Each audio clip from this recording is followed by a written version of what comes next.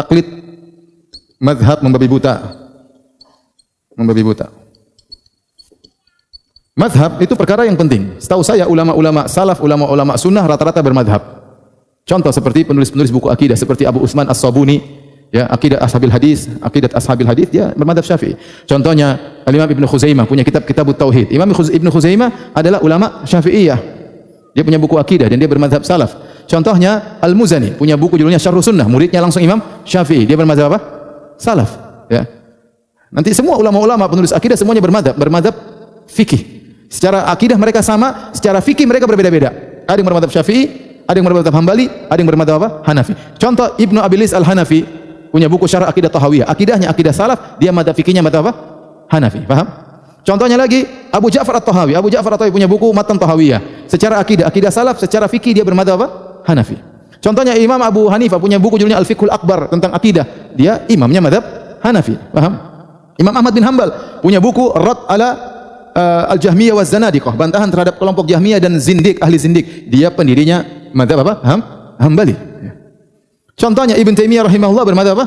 Hambali. Contohnya Syekh Utsaimin, Syekh bin Baz rahimahullah semuanya bermadhab apa? Hambali. Contohnya Muhammad bin Abdul Wahhab, penulis buku yang sedang kita bahas. Dia bermadhab apa? Hambali. Jadi seluruh ulama bermadhab. Jadi madhab itu bukan perkara yang tercela. Madhab itu bagus. Madhab fikih.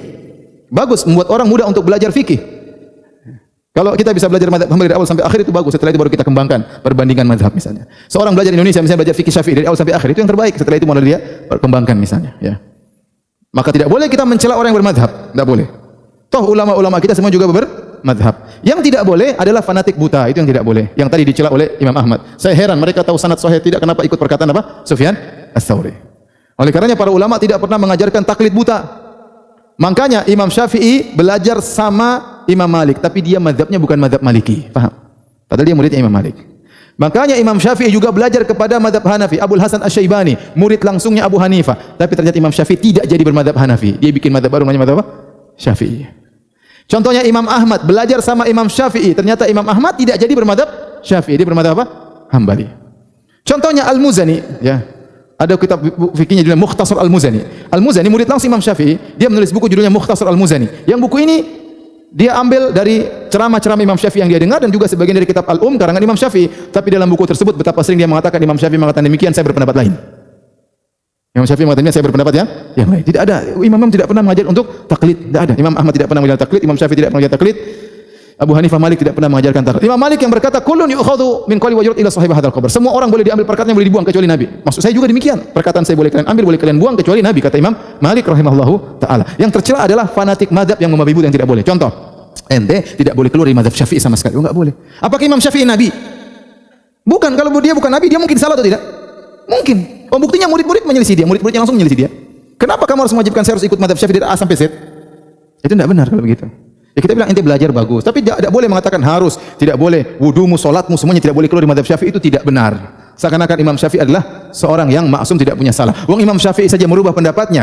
Tatkala beliau di Baghdad ada namanya Qaulul Qadim, pendapat lama. Waktu beliau pindah ke Mesir, Qaulul Jadid, pendapat baru.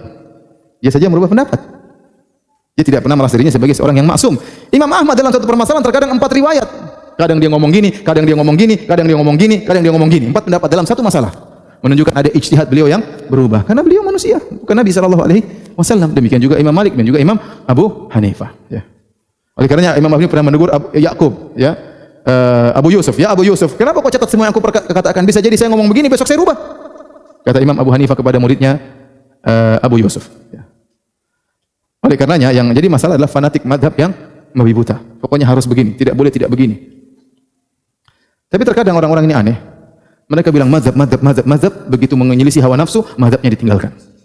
Contoh haramnya musik. Haram musik 4 mazhab semua bilang haram. 4 mazhab semua bilang haram, terutama mazhab Syafi'i kenceng sekali dalam masalah haramnya musik. Semua buku fikih Syafi'i bilang musik itu haram. Bahkan Ibnu Hajar Al-Haytami dalam kitabnya Az-Zawajir an Iktirafil Kaba'ir, peringatan keras terhadap dosa-dosa besar, dia sebutkan dosa besar nomor sekian, dosa besar sekian, main musik, dengerin musik. Disebutkan. Jadi mereka begitu, wah, enggak. Kalau musik halal, ini kan khilaf ulama, ya. Ini khilaf ulama, ya. Ibnu Hazm bilang halal, ini maksudnya udah repot. Sementara di luar pengajian yang lain harus bermadzhab. Nah, begitu musik haram, aduh, kita enggak bermadzhab. Repot.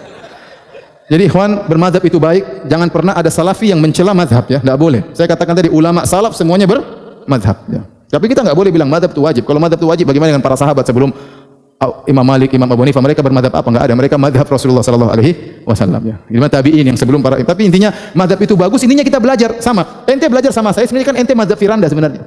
Iya. Ini kan cuma metode belajar. Nah, boleh enggak saya belajar dengan metode Imam Syafi'i? Boleh sekali. Imam Syafi'i orang alim, tapi yang penting jangan fanatik. Itu aja maksudnya. Karena saya pernah ketemu orang, apa itu madhab-madhab? Ya, itu enggak benar. Kita Al-Quran dan Sunnah. Gimana nanti paham Al-Quran dan Sunnah? Pahamnya dengan ikut ulama yang pintar. Ulama yang pintar misalnya ulama apa? Madhab. Yang penting jangan apa? Fanatik. Karena mereka tidak pernah mengajarkan fanatik, bahkan mereka merubah pendapat mereka, bahkan murid-murid mereka menyelisih mereka. Makanya seorang ulama namanya Ibnu Daqiqil Aid. Ibnu Daqiqil Aid. Tadinya dia bermadzhab Malikiyah, dia rubah menjadi madzhab Syafi'i. Ini punya buku ya, Syarah Umdatul Ahkam, Al-Ihkam ya. Dia sebutin dia bermadzhab Syafi'i tapi dia menyelisih Imam Syafi'i dalam beberapa penjelasan. Syafi'i berpendapat demikian tapi dia menyelisih. Ini contoh bermadzhab tapi tidak fanatik. Paham? Oleh karenanya ya, mazhab itu baik, yang tidak boleh apa? Fanatik ya.